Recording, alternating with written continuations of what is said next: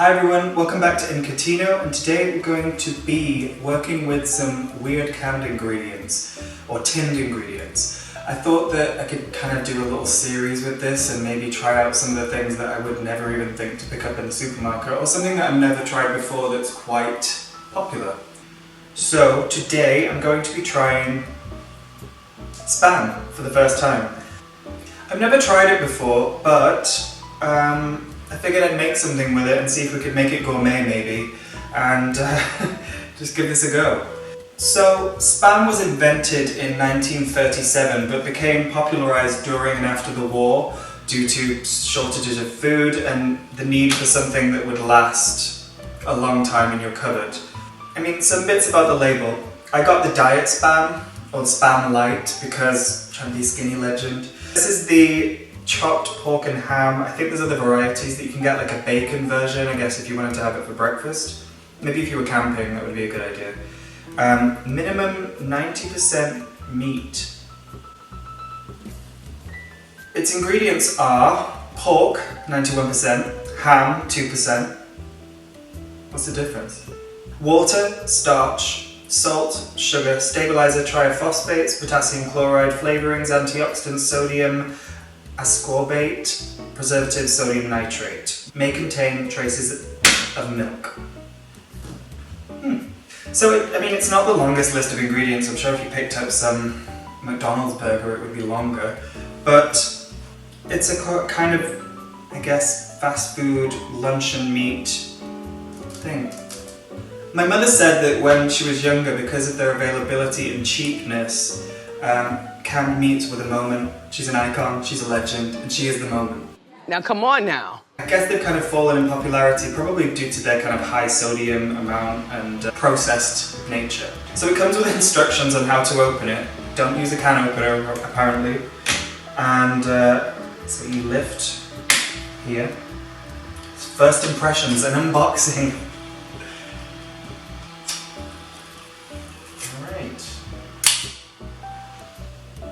Ooh.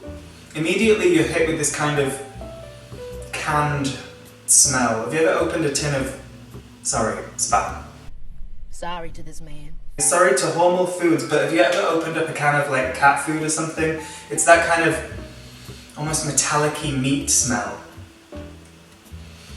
I would be able to tell that this was pork, I think. It smells a lot like a ham, like a canned ham thing, which is what it is. But, like a packet of ham.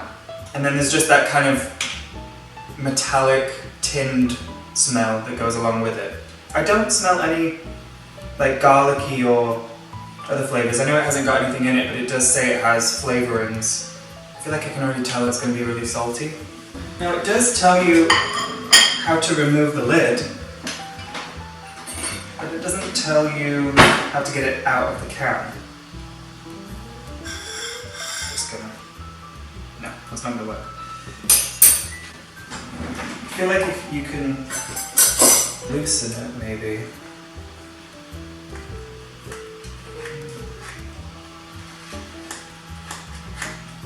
The texture with the knife feels spongy. And I can see there's some like bits of congealed sort of fat, which is to be expected. It's canned meat, of course it will do that. Okay, I'm just gonna try and, you see how I'm putting pressure on the can to kind of loosen it a little bit. Oh, I can feel, oh, it's coming out, okay. Wow. Wow, okay. I don't think I'm gonna use all of this. Maybe it gives a serving suggestion. No. You can eat as much as you want. Okay, so it's, what I can see, it's chopped pork and ham, which is what it says on the label, that's kind of been compressed, I guess, into this canned shape, and I'll stop that. No difference in smell, just kind of boiled meat sort of smell. I don't know if you've ever boiled a ham or anything, but it kind of is reminiscent of that. Okay, so I'm gonna just give it a taste. Taste test. Okay. Okay, that's kind of satisfying that it slices so easy. I mean, this is a butter knife, it's not even anything. Please excuse the construction noise, by the way. My neighbours are doing something. So texture-wise, again, just very spongy, but I'm just going to show this. You can smush it, I can tell, like if you wanted to spread it almost like a ham spread, you see that?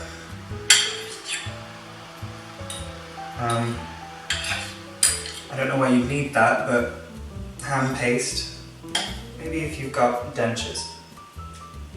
Let me give this a, let me see if that'll focus, okay. You can see it's kind of got a few air pockets in it, but I'm going to give it a taste, okay?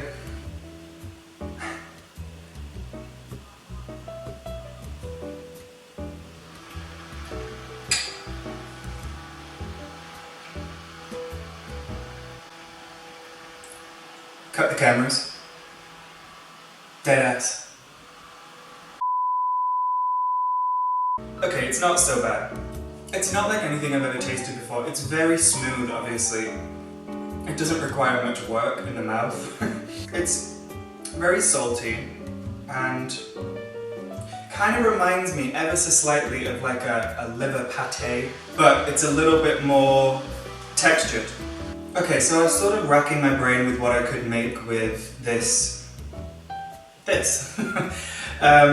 And I kind of thought, how could we make it kind of gourmet and maybe like spruce it up a little bit and make it serviceable. So I've just chopped it into cubes, and I'm going to make like a kind of stir-fried rice type thing. I feel like that's the easiest thing to do. I've seen a couple of recipes online that are similar to it, so I'm not taking credit. So let's get into it. So I have some ginger and sesame oil here, which I'm just going to add into a pan and do like a shallow fry of the spam just to toast it.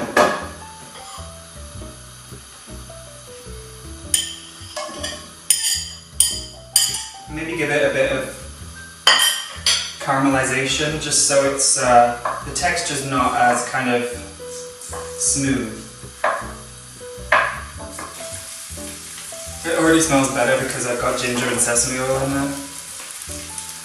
I'm just going to add in some chopped spring onions that I prepared earlier. I'm going to save a few for garnish.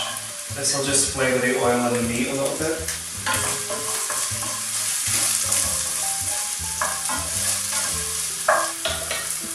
Just have some chopped carrots as well that I'm going to tumble in.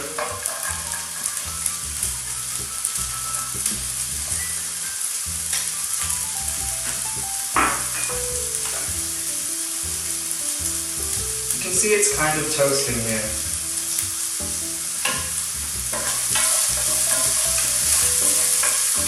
It'd be good if it went like a kind of crispy bacon flavour.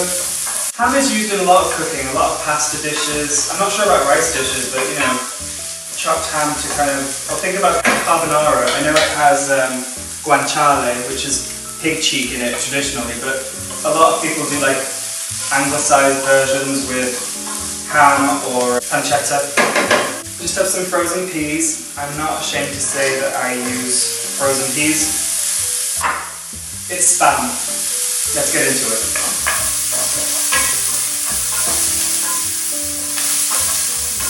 It seems to be toasting quite well. I'm not mad at it. The veggies are just kind of to lift the flavour a little bit and maybe be a little less salty, like to absorb some of that kind of high sodium content. And the colour, festive, we've got pink, green and orange. I just have some leftover rice here that I'm going to add in.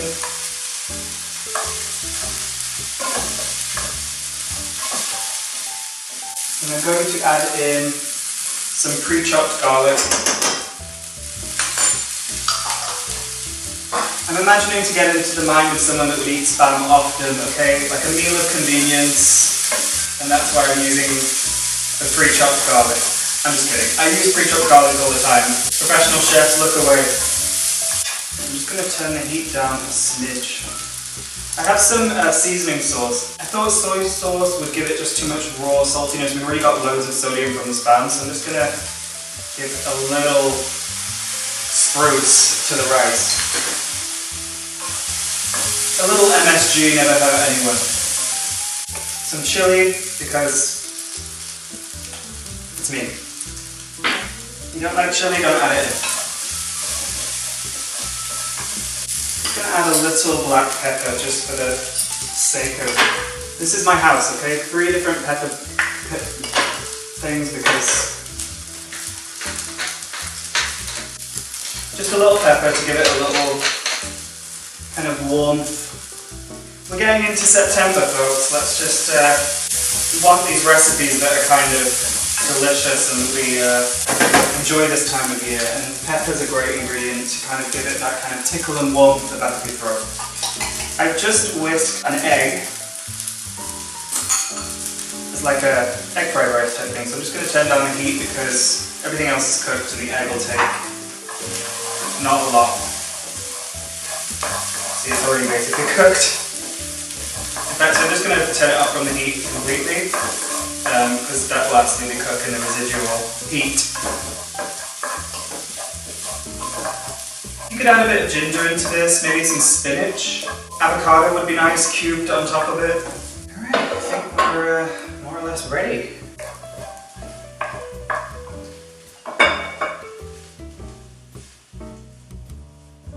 This is quite a big plate of food, so I'm just going to save some for anyone else I want to inflict spam on. And some spring onions, just fresh to garnish.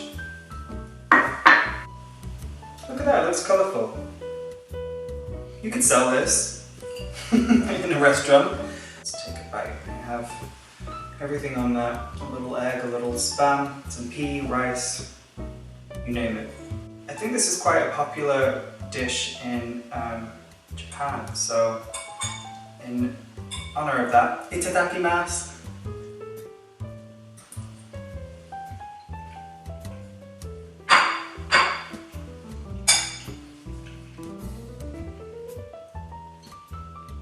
And that's not bad at all. It's perfectly serviceable. And great, I guess, if you randomly have spam hanging around and you want to make a meal for the whole family to get. I mean, I still have half a loaf of spam left. And this could easily feed 2 people as like a late night quick snack. And it's good, the chili's good, gives it a bit of heat. Frying the spam gives it a bit of texture, so it doesn't have that kind of fall apart in your mouth. And you know, the texture's better. All in all, what would I rate spam out of 10 in 2020? On its own, 4? I feel like that's fair. It's plain pork. I mean, what else am I supposed to say? But in this dish, I mean, I could give it like a solid 6 or 7. The dish itself is probably like an 8, but I would much rather maybe have some mushrooms in there, or maybe like, I don't know, maybe some chickpeas or something. Something that I was kind of surprised about, spam is not the cheapest thing in the world. I think this can of spam was like £2.25. Personally, if I was cooking something, you can get cans of chickpeas at the supermarket for like 60 pence. So you can get 2 cans of that, you've still got £1 change to have your kind of whole protein in a dish that you could do it with. So I feel like spam is now more of a novelty item, maybe something nostalgic for people that grew up eating it, but it's not the most economical and it's certainly not the healthiest. So I'm not gonna approve the spam for y'all to go out and eat it, but it's certainly an experience and I think it's kind of fun to mess around with some new recipes, and this is not disgusting. It is what it is. Okay, thank you so much for watching. I appreciate that. Comment down below on what you think about this video. Thumbs up if you enjoyed it. If you didn't, just keep on moving. Please subscribe. First 1,000 subscribers are most difficult to get, but I appreciate the subscribers that I have, obviously. So thank you for that. I'm gonna maybe do some more recipes with like some weird canned foods or maybe novelty items in the next coming months. We've obviously got Halloween coming up, Christmas, so I'm going to be doing some fun autumnal themed recipes soon. So keep on watching, and thank you for watching today. Bye-bye.